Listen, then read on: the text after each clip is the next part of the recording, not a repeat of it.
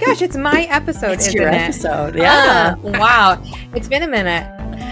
This is Hey Beautiful, the podcast where we binge and recap every episode of How I Met Your Mother. No spoilers. So suit up, grab a sandwich, and settle in. Oh, we're back. Oh my God. And we have the same glasses. Did you also wear the sweatshirt thinking maybe I'd wear both? I did. Yeah. Okay, I was like, if there's like, I try not to. I always want it to just like happen. I know. Same. And I was just like, you know what? It's been a minute. So I wear that sweatshirt so much. I'm sure it's like in the wash right now. Well, I couldn't find it for a while because I had thrown it in like a bag, like a different bag or something. I had like taken it with me and just like, life, man. We got the same glasses. I know same glasses. You said you had like lots of updates for me. Oh, I mean, I have so many updates. At first, I want to just say thank you to everybody for being so sweet and patient as I took a very long selfish because everything has been bad. I talked about it on the last episode, so I'm not going to bore everyone with it again, but got some really nice messages from people. And one person in particular sent a really sweet email. David R. sent a really nice email just talking about his own stuff. So shout out to David and thank you for sending that. That was really nice. I'm happy to be back. Happy to see you. It's been over a month, right? I know. Yeah. You started school, but all your loans are paid off, right, bitch? Not yet. They will be forgiven. I'm eligible, which was so funny because, there's two different websites, my loan servicer and then student aid. Right. Mohila says I've hit my payment count that I need. Yeah. Student aid still says I haven't. And then I got a letter from Mohila saying that they got my most up-to-date employment certification forms and I'm not quite yet at the payment, but they sent me two letters and said like I had to submit another one saying that I'm still working for the same employer. And it's telling me I have more payments than I need, but yet I'm still not eligible. I don't know. It's whatever. But I hit the payments that I needed. So yeah, I did the thing. So congratulations. And thank you for your service as a teacher. Oh, fuck. All right. What else do we have? All right. So before we get too deep into my family drama, at the top of this, I do want to talk about you seeing Carter Bays live. Did you get mine signed too? I did. Yay! Of course, it has no cover. I always take the covers off immediately. Well, it was good because it helped me remember like which one was which. Anyway. Yeah. Oh my God, I can't wait. Maybe we can link up on Thursday. Yeah, because I'll be in town. Yeah. Babysitting two sick children because this is my fucking life. I'm like goddamn Beth from Little Women. Oh.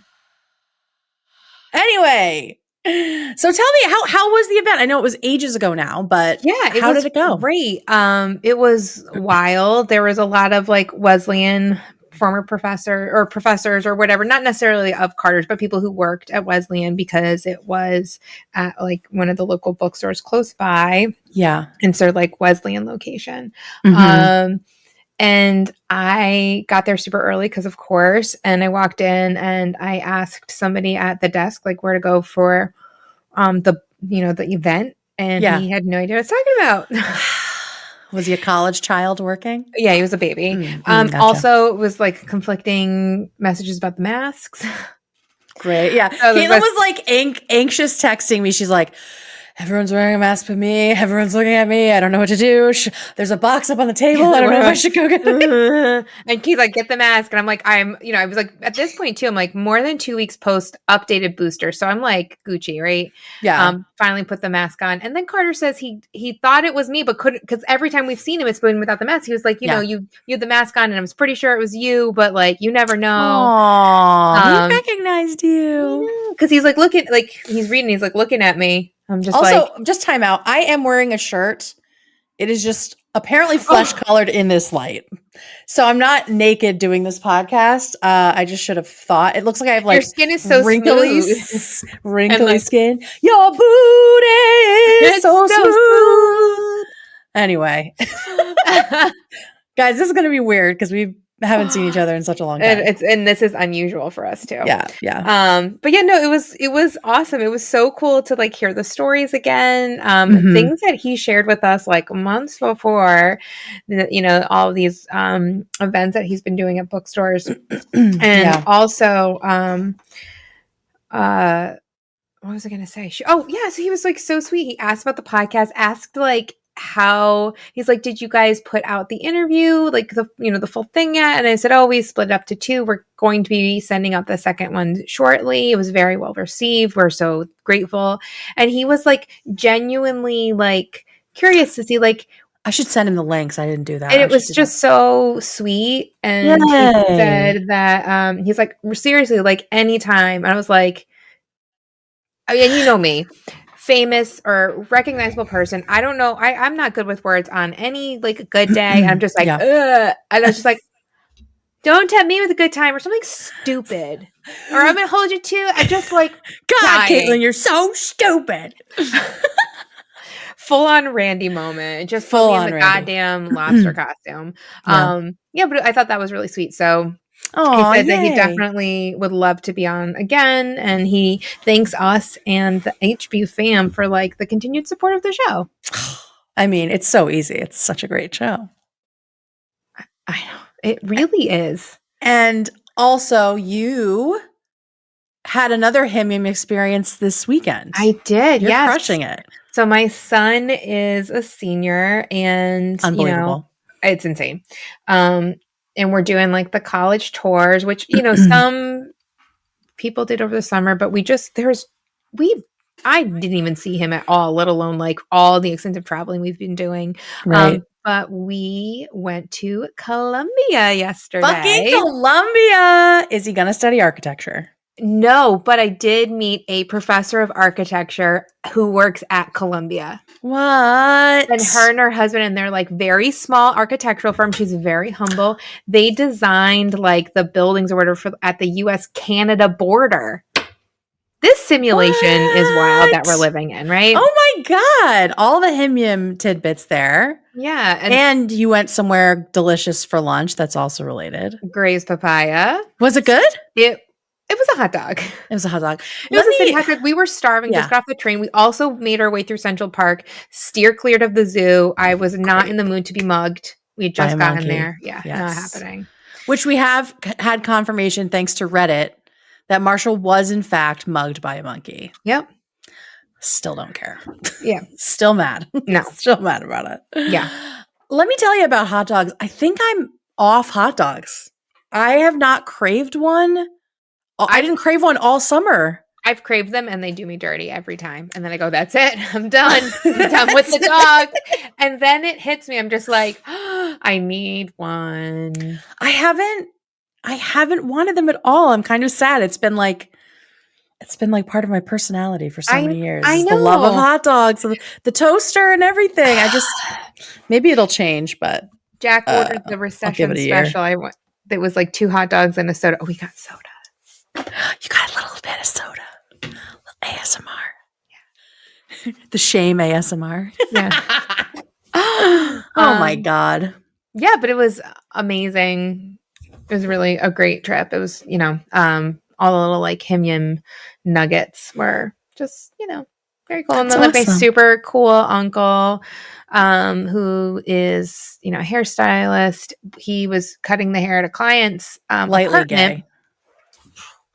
And a Sousson. In this building, Meg Ryan lives there. Jennifer Lawrence. What? Ryan Reynolds and Blake Lively. Justin Timberlake and Jessica Biel. He's like, this is the building everyone tries to get into. Oh, shit. Yeah. He said that, like, I don't know, what's the guy, like, the power couple. He's doing a movie. But anyway, so he sees him at the gym all the time. He's working out. I go, David, I don't know who you're talking about. He's just one of I'm just like, you need to give me more than like heterosexual power couple. Yeah, right. There are a lot of those, sis. Oh my God. Yeah. That's so cool. Wait, is his client famous and he didn't tell you who it was? Oh, okay. Just a rich ass bitch. Yeah, just a rich ass bitch who has 3 daughters. And then he went there to cut their hair. And then he's like, and then the boyfriends start showing up because they want a haircut. And just, that's awesome. The thing. So we were waiting for him for a little while. But yeah, Grace Papaya. Columbia. That's Beautiful. awesome. Freaking beautiful. Yeah. Beautiful. 85 grand. A year? That includes personal needs, room and board, like all the things. Well, yeah, it always does, that total. The personal need is like, I'm like, that's a low estimate. Yeah, what the fuck? Yeah. Scholarships, right? I guess. I'm hopeful. I don't know. He's looking at fucking Ivy League schools. I didn't know that. Well, I mean, Columbia's and he'll go look at Yale, but like he's like in the bottom 25% of like kids who would be accepted. You know, that's amazing. Yeah, that's so amazing. I mean, I was not even like we're going and touring these schools, and I'm like, oh, never. Go Rams. Yeah.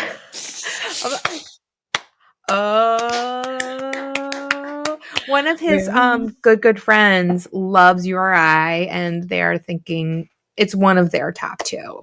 Listen, the best way to experience URI is how I experienced it, which was going as a senior in high school and getting blackout drunk for the first time, rolling around on the floor of a Stop and Shop bathroom, and making friends for life that I would never remember. And that is literally what tipped me into going to URI. Of course, though, then you weren't there the next year. I got pregnant. Someone got knocked up. Jack was talking about me. He's like, well, maybe I'd be like an RA. And I'm like, oh, I was like, well, Kate was an RA. She could tell you her experiences. He's like, you know, I feel like I'd have to be a stick in the mud, but I'm already kind of a stick in the mud. So I think he is built for it.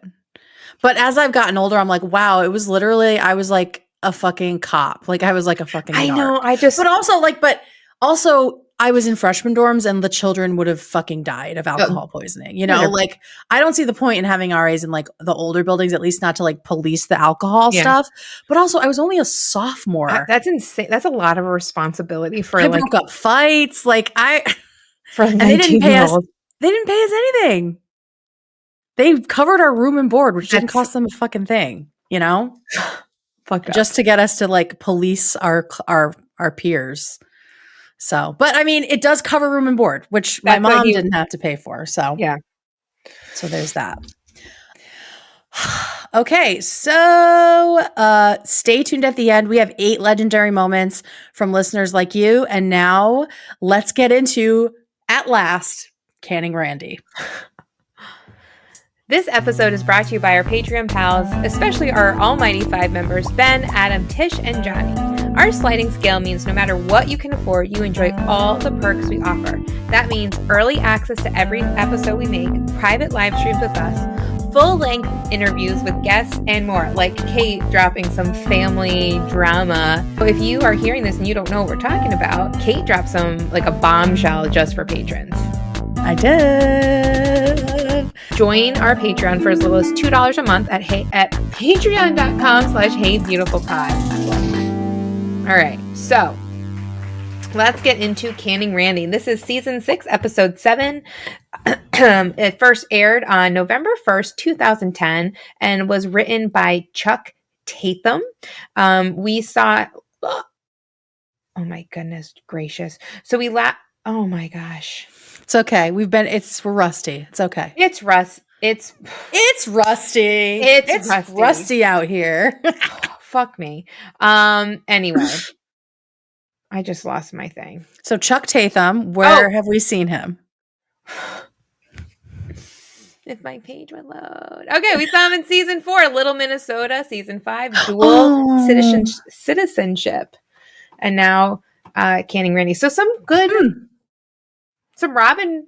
Good Robin-centric episodes. Yeah. I will say at the top of this that I realized a theme of all 3 plot lines here is that nothing is as it seems, which seems perfect for a Halloween episode. Because like you can't really tell what's going on until all of the stuff is revealed, right? Because you have Ted, he thinks his class still loves him. Turns out they don't. You've got Robin's whole thing, and then you've got Marshall firing a guy and thinking that was terrible, but it wasn't. All this misdirection going on for the Halloween episode. Yeah. The first Halloween episode we've seen since season 1. Yeah, I know. I'm so excited that we have finally another Halloween episode, especially when What? Oh, well, no, I was going to do a spoiler. I was going to say like Slutty Pumpkin. Like it's been, it's a theme. Yeah. But But Ted is not dressed as a hanging Chad. It seems like he's given up on the Slutty Pumpkin. True. I will say this is not my favorite Halloween episode. No. My favorite one is a very heartbreaking one later. It's so good. Like, it's so sad, but it's so good. Yeah, you know? I'm just like, for this one. I know. This one's like, this one's meh. So, yeah, we start off and Caitlin dies. I died. She comes back to life. I came back to life. So we start off with Ted sharing a story from earlier in his day teaching at Columbia. We find out they're at the GMB Halloween party. And Ted's, telling this story about where he feels like he's really making an impression on his kids. So we had seen him where he's talking about this bridge collapse and the camera pans out and he's got his little hot dog suit out. He's like throwing candy to the kids. And they're like, Professor Mosey, you're the best. I cannot stand the two students that they always like call out. Like, I just hate them. I just fucking hate them. I don't even remember their names. It doesn't matter. Yeah. Exactly. I was going to look it up. I said, I'm not going to. I mean, shout out. I hope they're having a great career because acting's really hard, but. Sure. That's not for me. Yeah. And I was laughing because, like, if you work in education, like, nothing works for classroom management quite like a bribe does, because he's like throwing his candy out. And, I saw this TikTok, it makes me laugh, and said, this woman's like, I don't know what it's like to be famous, but I do have really cool hair and tattoos and work in an elementary school. And I was like, I feel that. Yeah. It's all so, it like, takes. Ted's like soaking up all that love from his students. And again, that they're at the GNB Halloween party. We don't see Robin; she's not there yet. Ted's a hot dog. Barney's Karate Kid, and then Marshall. He's and Lily Cobra Kai. He's Johnny. Oh, Johnny Lawrence at the Cobra Kai dojo. See, I don't know. I know I should know because it's Barney and he loves a villain. Yeah, right. But martial arts movie reference. Zabka though. Lily and Marshall are bull and bullfighter, very cute, or matador. Very cute. Yeah, matador. But I was thinking about how like work parties are always like super interesting mix because people are mingling that maybe wouldn't in such like a social setting. Like as we see, like Randy comes over and is, chatting with Marshall, and it's just like awkward interaction after awkward interaction. He asks him if he wants a beer, but Randy declines because he only drinks his own beer, which his own Warmpus, which came in took fourth place at the Weehawken Retirement Home Clam Bacon Wheelchair Maintenance Picnic. And Randy is played by Will Forte. Yeah. Forte, yes. I was like, shit, I know someone with the same last name, but I couldn't remember how they pronounced it. Anyway. And so because season 6 is when the How I Met Your Mother official podcast came out, like we do get to like hear some like insight. So Will was interviewed for this particular episode. Oh, nice. Yeah. And something that was really cool is that Craig and Carter worked with him on Letterman. And so they became friends and then he went on SNL. Mm-hmm. And it was just like very sweet to hear Carter, because Carter was on it, hear Carter talk with him. He said like, they became, he was like a big brother to them. It was like a friendly face in the room. They became fast friends, said things like, like farting into bottles. He goes, don't worry, we farted into different bottles because otherwise that would be gross. That would be gross. Yeah. But one of the cool things I thought was neat was that they had a barbershop trio, Craig, Carter, and Will. And in the episode, they sing My Bonnie Lies Over the Ocean. And they're like, oh, this would be Craig. This would be Craig right here. Oh. Yeah. And that's like, there is the barbershop they do. Well, they do a similar barbershop thing at the Van Smoot house, right? Mm-hmm. Yeah. And then we have the acapella, the college acapella. So yeah, there's that through line of bros singing together. One thing that I thought was really cool, like insider information, is that Craig wasn't there to sing or to be on the interview with Will because he was with Marshall while Marshall was recording Marshall versus the Machine. And cool. Carter's laughing. He goes, well, it's so funny because by the time you guys, this episode airs, like the song will have been out. You'll already like, but he's recording it right now as we're recording it. The time is weird, right? But he said that they wouldn't say the name of the trio because it was kind of a dirty name. So when we interview Craig, we should ask him that. Okay, cool. And they said that they were just like, I wrote this quote down because I listened to the episode a while ago, and now I'm a little concerned when I say it. That they would like all just like were very inappropriate and would say things like, "Your cock, my mouth in 5 minutes. You suck it, you fuck it." Like I don't know. I don't know why I wrote those down, but I'm like very confused. I don't know what I was doing. I don't know. Oh my God. That's crazy. I didn't picture them being peers. I don't know why I thought Will was so much younger than them, but I guess they just took different paths. Yeah. I think SNL just makes people feel a lot younger than they are because it's just so goofy, you know? Also, at the end of the episode, they're saying, all right, Alec Lev is like, all right, thanks for listening. And Will goes, are you still listening? Or maybe it was Carter, one of them. Oh, no, I said, yes, Will, I was. But I was just cracking up because, like, back then when they were recording it, like, podcasts were, like, around, but they weren't a thing. New. And so yeah. people are just doing this with, like, good faith that it's going someone might listen to it. But that's kind of the neat thing about listening to it because it feels like a private conversation. Like, they don't really expect you to go anywhere. But anyway, so yeah, Will Forte. Private conversation. Yeah. Will Forte. We haven't seen him since Rebound Bro. There we go. Yeah. And we know that he's, you know, from that episode, he's infatuated with Barney. He's like a god to him. He wants to be Barney's wingman, but he very awkward. And we know something special about him when he gets excited. He gets a nosebleed. Yeah, he gets a little nosebleed. So yeah, work parties are always like a super interesting mix. COVID's been nice because there's been a lot more remote work and less. I don't ever want to go to a work party again. What is the point? That is not how I want a company to say thank you to me. I want them to give me more money, treat me like time off, leave me alone and let me do my job. Send me a thank you, send me a gift card. That's great. You don't need to spend thousands of dollars to throw this dumb party that no one wants to be at. When Chris worked for Wayfair, that holiday party was insane. Did they put the children in boxes before or after that? I was there for the Wayfair walkout. That I know. I remember. I was like, oh, I'm so proud. Yeah. I don't same. Like I go out with my work friends. We do happy hour, but it's a select group of like these people and we want to be together. Forced fun is not it. No, it is not it. I'm looking at your cord right now and I'm grabbing it. So I don't forget it. Yeah, so Randy is, you know, pretty awkward and he tries and fails to play it cool around the group. I love he's asking for their friend. He's like, what's her name? Flobbin? Gobbin? Like, so cool. So cool. And Lily shares that she's not here. She's at a different party, but, and he like has this big reaction, like, like stomping around, but she might show up later. So in which case he can kind of stick around for a bit. Yeah. And he mentioned something about the Halloween parade, which Ted tells us that, yeah, like we love the annual Halloween parade, but not the one that everyone's thinking of. It's the one that happens on November 1st, aka like the Walk of Shame. The Walk of Shame, yeah. There's the busted ass costumes. Oh, yeah. There's a bee at the French maid.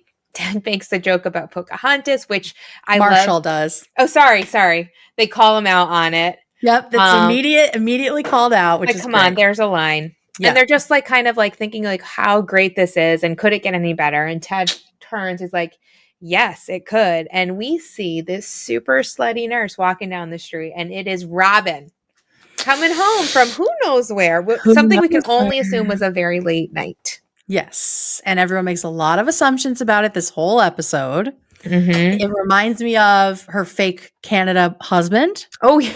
You know, how she just lets people believe it? Yeah. Because she doesn't want to tell the real truth, which was Sparkles, of course. And this is a pretty good real truth, too, I think. Oh, yes. So good. Like, she's looking into the middle distance, too, by the way. Absolutely. Middle distance.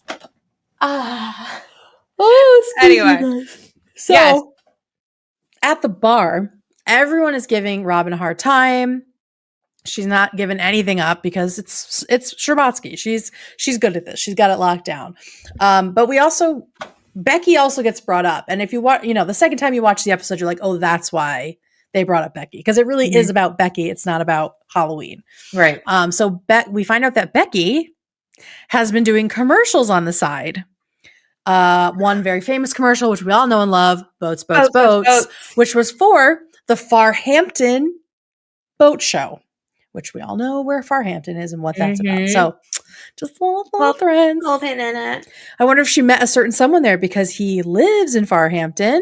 And he tries and fails to play it cool around the group. I love he's asking for their friend. He's like, what's her name? Flobbin? Globbin? Like, calm. So cool. So cool. And Lily shares that she's not here. She's at a different party, but and he like has this big reaction, like like stomping around, but she might show up later. So in which case he can kind of stick around for a bit. Yeah.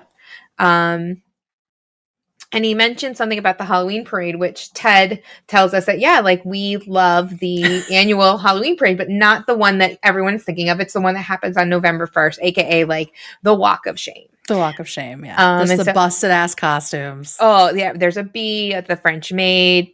Ted makes the joke about Pocahontas, which Marshall does. Oh, sorry. They call him out on it. Yep, that's immediately called out, which like, is come great. on, there's a line. Yeah. And they're just like kind of like thinking like how great this is and could it get any better? And Ted turns, he's like, yes, it could. And we see this super slutty nurse walking down the street, and it is Robin coming home from who knows where. Something we can only assume was a very late night. Yes. And everyone makes a lot of assumptions about it this whole episode. It reminds me of her fake Canada husband. Oh, yeah. You know, how she just lets people believe it? Yeah. Because she doesn't want to tell the real truth, which was Sparkles, of course. And this is a pretty good real truth, too, I think. Oh, yes. So good. Like, she's looking to the middle distance, too, by the way. Absolutely. Middle distance. Anyway. So, yes. At the bar, everyone is giving Robin a hard time. She's not given anything up because it's Scherbatsky. She's good at this. She's got it locked down. But Becky also gets brought up. And if you watch, the second time you watch the episode, you're like, oh, that's why they brought up Becky. Because it really is about Becky. It's not about Halloween. Right. So we find out that Becky has been doing commercials on the side. One very famous commercial, which we all know and love, Boats, which was for the Farhampton boat show, which we all know where Farhampton is and what that's about. So just little threads. Little pin in it. I wonder if she met a certain someone there because he lives in Farhampton. Say that again. I said, I wonder if she met a certain someone at the Farhampton boat show. I know. I just had that thought. Okay, we're back. Everything's fine. Everything's cool. Yeah. So boats, Farhampton. That realization shorted out Caitlin's microphone apparently, but my brain. Perfect. So the interesting thing that I saw. Did you go buzzy again? Mm-mm. Okay. What the hell's going on? Okay, whatever. So we're just having all kinds of technical issues halfway through this episode. No, that's great. So anyway, so something that was interesting was you get to hear Becky's real voice for a second when she's talking to Robin. She's not doing the whole thing, right? Yeah. So that was cool. So at this point, it's clear that, Becky's in on it, right? She's not actually that person. She's just like, I'm cute and I want to be famous. So what? Which I love. Yeah. That was great. That great little moment between the two of them. Shows how smart she is. Exactly. So over at GMB, well, Ted talks about how everyone loves him, but that's only at his teaching job because we flash to GMB and we see fucking stupid Zoe in dumb hat number 5. Oh, thank you for keeping count. I have kept a running tally and I have throughout this whole episode. This is the 5th hat and this is the 2nd episode we've seen her in. And she's still picketing outside of GMB because, of course, it's been a while. Ted's building a new building where the Arcadian currently is. And if you listen to our episode with Carter, you know why the Arcadian is so specific. An incredible interview. Okay, so he's dumb. Ted is dumb and tells her where he works. he says, I'm a professor of architecture at one of the best universities in the country. So that narrows it down, right? It's definitely Columbia, and there can't be that many architecture classes. So Zoe, because she's not a moron, is able to track him down. But not before a hat change, I will say.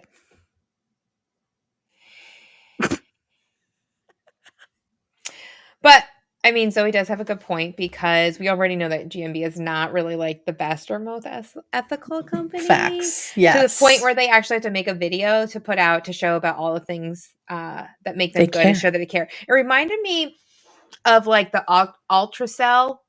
Remember that? Yes, with part of it soft tennis balls. Yeah. That's what they're known for, but they did a lot of other shady shit. So, Barney's filming, and it looks like most people are willing participants. You know, even Randy was in it, and it took, he says, in 29 takes, I only threw up thrice. Like, Randy. So, but Marshall, you know, has a hard time with it, because he says that GMB doesn't care about people, let alone making their dreams come true, which is the line Barney wants him to say. In fact, they're the total opposite, because Arthur, we see him, he fires somebody because he also has on a green tie, like him. So it seems like people get fired for super small things there, and it's very interesting, because Marshall like almost immediately puts his foot in his mouth, because, you know, he's talking about how, you know, they don't care about people, blah, blah, blah, blah, blah. And we see Randy fuck up after fuck up. So like Marshall asks for a contract, and Randy's like, oh yeah, I sent it downtown. And Marshall's confused, because he's like, well, the downtown office never got it. And he's like, whoa, wait, when you say send something downtown, you mean you want me to try to send it down into the shredder? Which yeah, Liz was watching this with me, and she like died inside, because insurance still uses paper. So she was just like, oh my God. Yeah, no. Because I'm like, why don't they just print another contract? But it's probably like on like A1 paper and all this other shit, you know, like legal. And I love that it's stuff. Like this legal contract is one page. Yeah, just the single. Just a one pager. One. Yeah, normal. But Randy can fix it, he says, and he runs out with some tape. And then at that point is when Marshall makes this like big declaration that he does not fire people. He doesn't treat them like they're disposable. And because I love, Barney says like there's no quit in that guy, and Marshall should fire him. Yeah, that's I mean, he fucks up big time. Like not small stuff like wearing a green tie. Like these are actual true things that are going on. Yeah, but Marshall doesn't, I mean, we've known forever that this is not what Marshall wants to be doing, right? And this is like, you know, next episode we'll build on this, Natural History, which is one of my favorite episodes.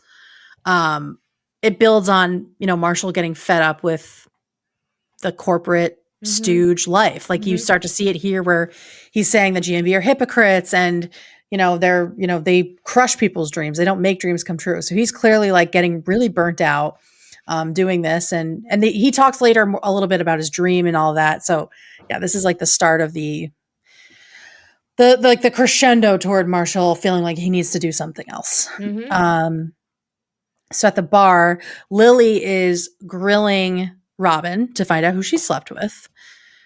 And Robin's still not giving her anything. She's just trying to like lead Lily down all these wild goose chases, like for, again, you know, to follow Bill Pepper off a cliff. Like George Glass. Lily's too smart for that, but not quite smart enough, because she thinks Robin isn't telling because it's someone they know. Right. So she's like fixated on that, and then she'll be thinking about that the rest of the episode. Over in Ted's class, there's Zoe in Dumb Hat number 6. She is insufferable. And the lack of boundaries, like, I think that's what gives me like so much like anxiety and anger toward her, is like the lack of fucking like human boundaries that she has, to the point where I literally do not believe that Ted finds her attractive. Unless he's just completely thinking with his dick, which I guess he could be, but it's like she's fucking with your entire livelihood, your reputation as a professor, which you clearly care so much about. Why would you want to be with someone that would do that to you? She's fucking twisted. Completely twisted. And I don't think what we learn about her later is absolves her of this. You know what I mean? not even close. She is. Yeah, the blonde problem continues. Yeah. The blonde problem continues. The only two saving graces, I think this was in last episode, in someone's legendary moment, was that Becky and Claudia are like the only two blondes who are not like total fucking nightmares. Well, they are in different ways, but in ways Yes, that but we love. We love. And I'll put Karen in that category too. I love to hate Karen. But when it comes to Ted, they're the ones, that kind of get out unscathed. Yeah. So yeah, she calls him out in front of his whole class about the stupid Arcadian. And I'm like, I'm so bummed that Ted isn't like better at getting his class back, but that's the show, right? The whole point is the classroom management is sort of a theme this issue. No, Professor Mosby would never do that. He likes old buildings, right, Ted? Like, yeah, right, Ted. It's so weird. No, thank you. No, thank you. And then Lily tries to help him get control of the class back by teaching him what she does in her class, which is basically to see they're crazy and raise them even more crazy, right? Which is doing the car alarms. Shuts them right up. She says that. Yeah, because you fucking scared them, Lily. Yeah. Caitlin, what have you acted crazier than them to shut up the children's? Yeah. Yeah. Sometimes that's just what you gotta do. Or no one can judge you for it. My friend, what are you doing? My friend. And it's always my friend. What are you doing? That's much nicer than teachers talk to us. That's for sure. So, I mean, sometimes, Mrs. Turner has to use her loud, grouchy, angry teacher voice. And I'm like, I don't like using my loud, angry, grouchy teacher voice, but I am at the point where I have to use my loud, angry, grouchy teacher voice. We were all rooting for you. When my mother yells at me like this, it's because she loves me. That's what it feels like. So I got real quick aside. I got moved from first grade bus duty to second grade bus duty, and I'm devastated because I made a little video for how to do first grade bus duty for the first graders to show so the classes knew exactly where to go. They line up stair side or left side. Sometimes they go straight on through. You wait here, wait for the grown up, to the point where we are we were 5 weeks into school and they were already independent to leave the building. Right? And so I got moved because second graders were screwing up going down the stairs and a kid got hurt and I had to say, so you need to help. I said, they're like, what are you doing here? I was like, oh, my friends. Well, turns out you can't be trusted to be safe and independent on the stairway. I got moved. Unlike the first graders, you babies. And then I go, and my friends from last year, I will make you go back and walk. And they're going, she will make you go back. Oh, good job. Good job, Caitlin. So, I love it. But yeah, you have to. You got to do the crazy. I don't know that I would go as far as Lily did. Yeah. But and then so Marshall comes in and he's talking about the issues with Randy. If you want to take it from there. So Marshall's joins the crowd at the bar. He's looking super upset. And it turns out that while Randy did a great job of repairing one legal contract, it was actually the wrong one. And he reshredded that document, which didn't even matter because Marshall needed both. He needed both of those things. And in Randy's experience, twice shredded, there's really no coming back from that. Which means he's done that before. Many times, yes. Right. And so Marshall realizes that he has to fire him. And so he's like, listen, this is just not going to work. And it's hard. It's not an easy thing for him. Meanwhile, Barney joins and wants to celebrate because he popped his cherry. And, Barney makes a comment about how he's completely incompetent and a total embarrassment to the company, which is then what sparks Lily and gives her this idea that, oh my God, she slept with Randy. Right. And that's why she didn't want to tell anybody about it. And, think about it. She's been feeling kind of low. Becky gets a lot of attention and she's not feeling, as wanted, she wants to be liked and all those kinds of things, Yeah. And we had the little bit of that last episode with her, because Ted told her, I never felt like you needed me. Yeah. So she's still kind of in an insecure. Yeah. Thank you. That's the word I was circling. Vulnerable and insecure. Yeah. Yeah. And already we know that Randy is like likes her. He was looking for her at the Halloween party, and we all know that when he gets an erection, his nose bleeds. So it's a sure thing for her. It's a sure thing, right? And I was like, why did they? Oh, okay, so she knows that the turkey's done basically, and she can just hit it and quit it. Exactly. It's not going to be like a thing. It's going to be difficult to do, right? So Robin looks like she's about to be like, no, that's not what happened. Mm-hmm. And then goes with it. So you're like, oh, what the fuck happened? If she's willing to say like she slept with Randy. Yeah. But here's the thing, like, I think Lily here is such a good example of like how conspiracy theories work, because there's a huge hole in Lily's story, but she's so set on it being that she slept with someone that she's not looking at the other possibilities or the holes in that specific conspiracy, which is, why would Robin go to the GNB party when none of them were there? Doesn't make any sense. So Lily just completely skips over that because she just wants to be right. And she wants to have figured it out before other people, which is how conspiracy theories work. Such a great point. Yeah. And Robin just decides to go with it instead of telling them the real truth, which is the same as, her being married at a mall in Canada. Again, it's like, that doesn't make sense, guys. Doesn't make sense why you wouldn't want to go to a mall. But yeah, at all. But that was season 2, and we already talked about that. So then Marshall has a nightmare about Randy shredding himself, sending himself downtown. Yeah. And so I remember watching it thinking he was going to like jump out the window at first. Yeah. Or pee on the desk. Because you think it's like in real life. And was it Blauman or... Yeah, it was Blauman that pees on the desk, right? And quits. Yeah. Did that already happen? See, I can't remember when things happened, like little things like that. I thought it did. Wait. Because he got fired or... Yeah. Because he like, his friend was like doing a startup and he like quit and tried to pee and he couldn't pee. And then... Oh, he's like, hold on. He's like... Does this help? Yeah, the whole thing. But I don't remember when that was. So yeah, Marshall screaming. So that was my guess. Okay, so it did already happen. Yeah. So thank you. No spoilers. Thank you so much. Marshall the next morning is regretting firing Randy because he thinks that Randy is now in complete despair. He doesn't know this for a fact. So he goes and talks to Artillery Arthur. He's making up a story. Exactly. And this is like the assumptions are getting out of control. He goes to undo it. It's also kind of like, is it The Necklace? That story where like the wife sells her necklace or it's like the wife sells her hair to buy him a watch. Oh, he gets her. Yeah. And he gets her a comb. And cuts off his hand. He can't wear a watch anymore.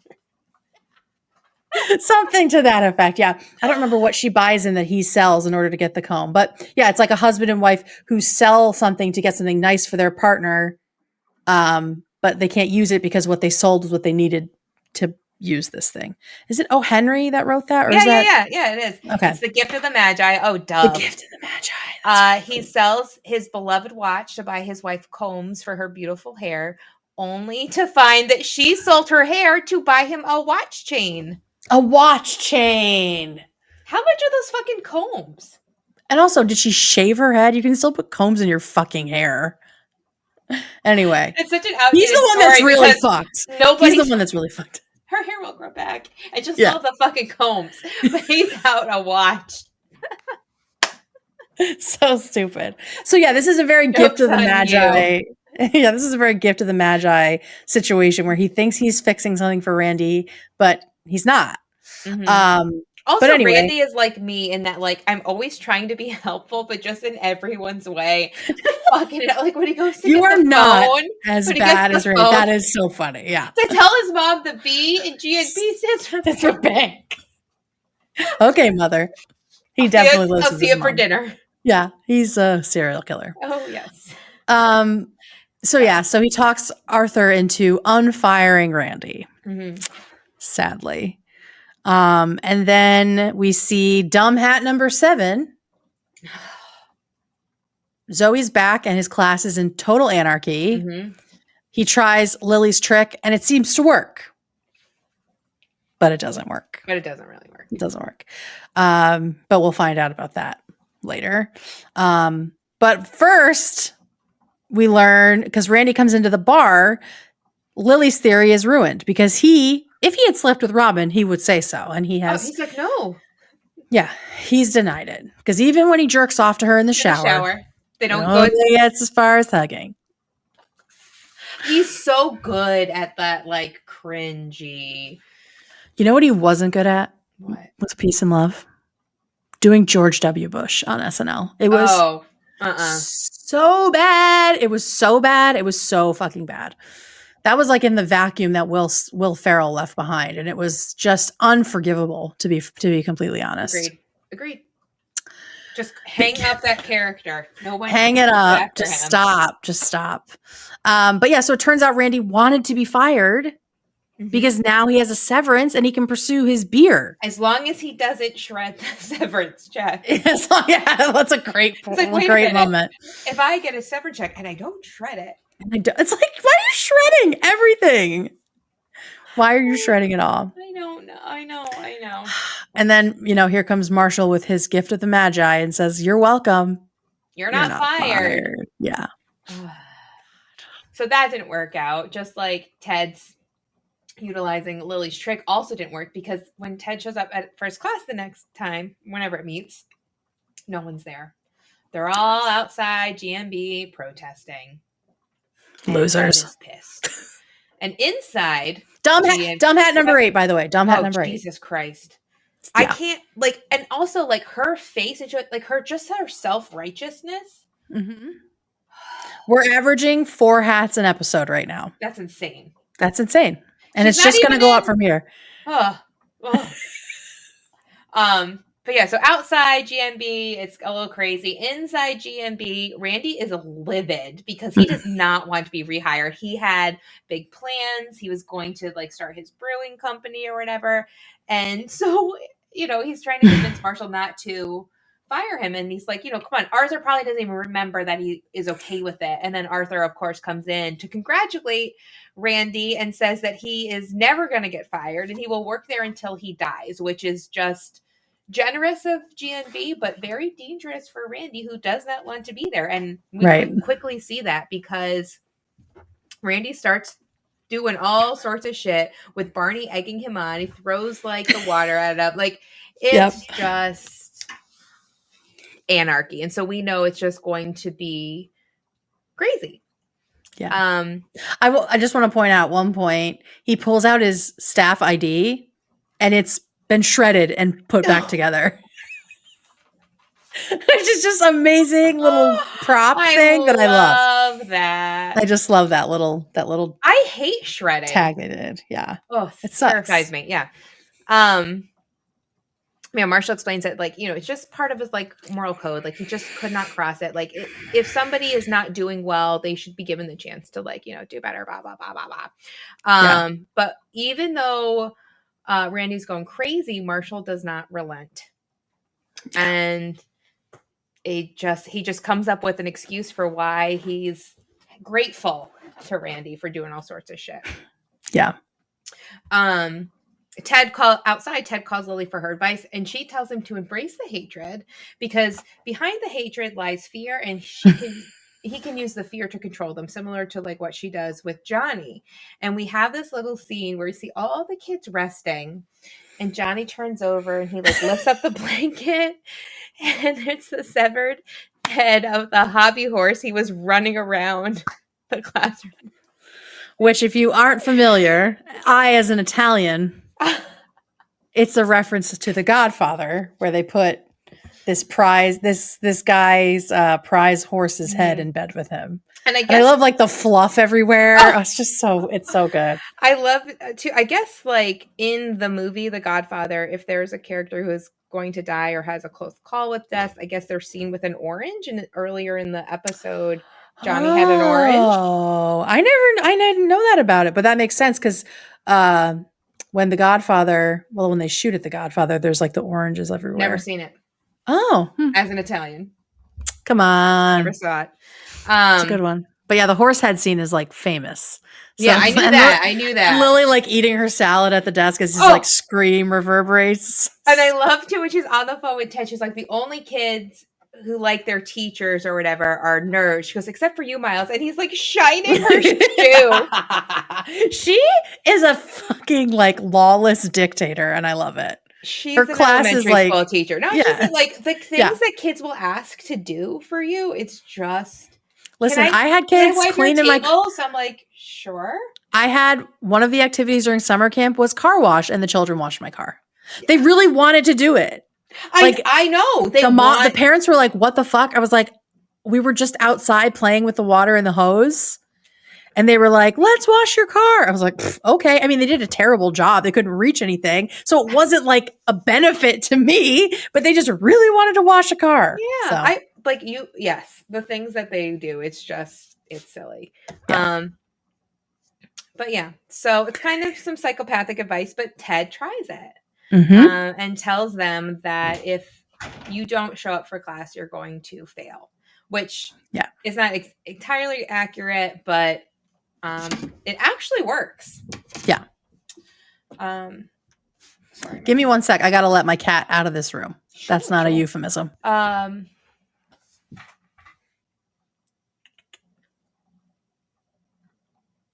Okay. Yeah. So at the bar, right? Well, did you talk about them getting an F? Oh, yeah. So you said, yeah. They would fail. Oh, okay. Yeah, go ahead. But now I'm like, did I skip it? No, because then Robin. It's later. Okay, never mind. Yeah, Robin comes into the bar. But now at the bar, we know she didn't sleep with Randy. So Lily asks her, where's the poop? And it finally comes out. So again, she was feeling kind of vulnerable, inadequate, like all of those kinds of feelings. And she decided that she was going to be in a commercial of her own. And they recorded it on Halloween night. And so then what is just, the best is that we actually get to see the commercial that she does. So it is for a company that makes adult diapers. Yep. And we see her and she's like talking about how it's like if you have trouble with your bladder control, how you can use them anywhere. And, and it's her and an old woman. And so you're thinking it's this old lady. Yeah. But it's all of a sudden Robin turns and looks at the camera and she goes, and I'm going right now. And you're like, what the fuck? Okay, so this is an adult, like you take a spin on like you're thinking it's the old lady, but it's like, and someone hip, cool, and sexy also has trouble with their bladder control.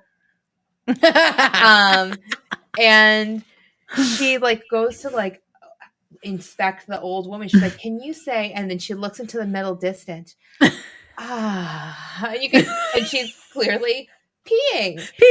And it is like just an absolutely ridiculous commercial. And Robin's super hopeful it never even will air, but future Ted chimes in to let us know it ran for 7 years. That's the best part about this show is that we can see how things pay off, right? Randy's beer company and this commercial. I love it so much. The commercial is so good. I'm going to the bathroom right now. Yeah. So back at G&B, Marshall's entire office is completely trashed. And Randy appeals to him again. And he's like, this making beer has been my dream. And so now that brings into conflict like, okay, well, I thought firing people was killing people's dreams. So it turns out not firing him is being more of a G&B demon than firing him. And we see, because Randy's like, oh, you've followed your dream and this is where you are. And Marshall's like, you think this is my dream? And you just remember like how much he freaking hates this. I forgot. And how it's something like he had to do for a lot of reasons, one of which was Lily's credit card debt. But also you're living in one of the most expensive cities in the world and environmental law doesn't pay. So he's had to just put all of his dreams and everything he really wanted aside and sort of like we'll see next episode. He kind of like had to shut that part of him off. Mm-hmm. Oh, getting emotional thinking about the episodes that are coming. So I just remember too, when we went to so we did several colleges this past weekend. Yeah. We went to one of the sessions for pre-law, and the woman who gave the presentation is a professor and an attorney, and does environmental law. Oh my God. I forgot that was the other one I had to tell you. And then when you brought this up, I was like, was her name Aurelia Bernholz Vasquez? No, unfortunately it was. I can't actually remember what her name was, but it made me laugh. I was like, oh my God. And Jack and I were like, holy shit. Just a HIMYM weekend. I freaking love it. It really was. Yeah, it really was.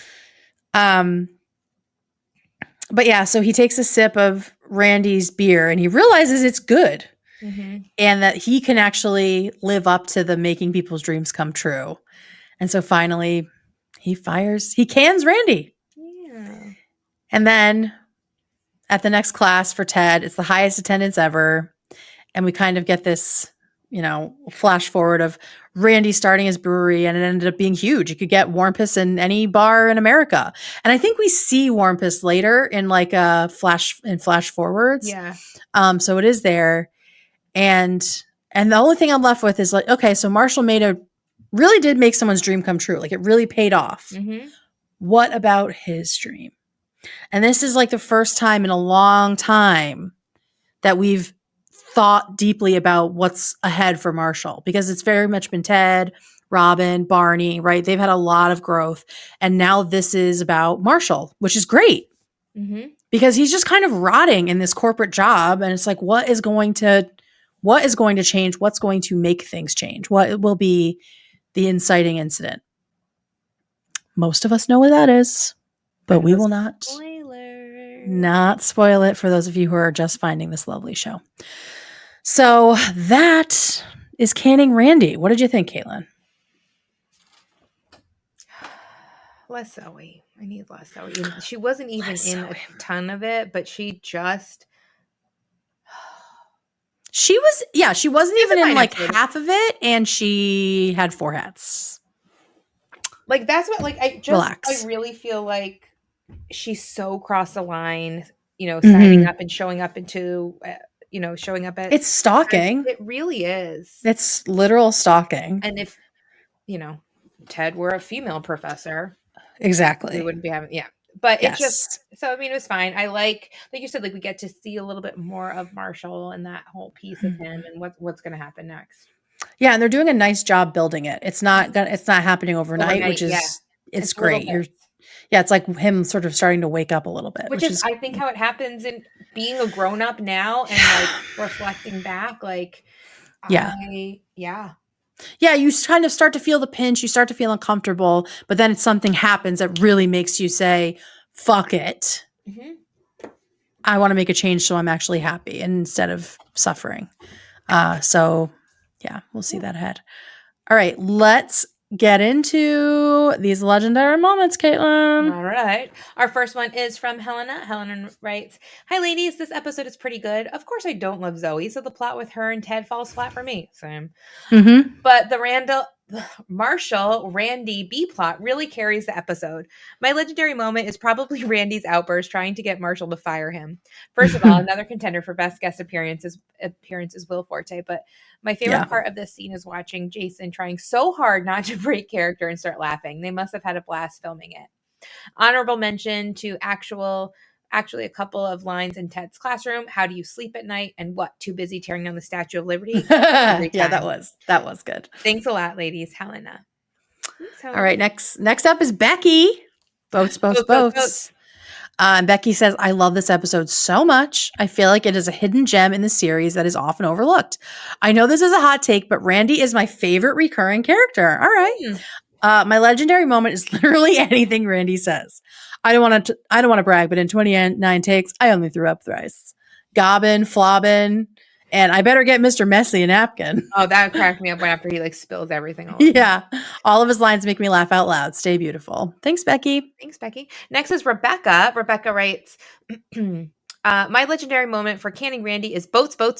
I know it's cheesy, but I find it funny as a recurring joke. And I also like how Becky now features in How I Met Your Father. That's right. And we still don't quite know how, right? I don't remember if we learn how.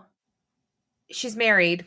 She's married and there's like a divorce, right? Like that's what's going on. Yeah. But I don't remember if we find out. I don't think so. What the connection is. Yeah, but she is in How I Met Your Father as Becky. So it's canon. Okay, so next up is Tish, and Tish says, "Hi, K and K. First up, welcome back. And Kate, I very much appreciate and value your honesty. Oh, thanks, Tish. Depression and mental health are a bitch, and I appreciate the honest look into that. I'm glad you're taking care of yourself and slowly getting back to it. Yeah, thank you so much. My meds like just leveled out this weekend after 2 fucking months. I feel great. So things are good. That's tough. Things are good. Tough. Things are good. Anyway, back to the episode. Honestly, this episode is not a favorite of mine, and I usually skip it. My legendary moment goes to the fact that in the end, Marshall was able to make Randy's dream come true. How was Zoe able to join that class? I had my notes. I was thinking maybe she was auditing it. Because I'm like, it's after Halloween. The semester is.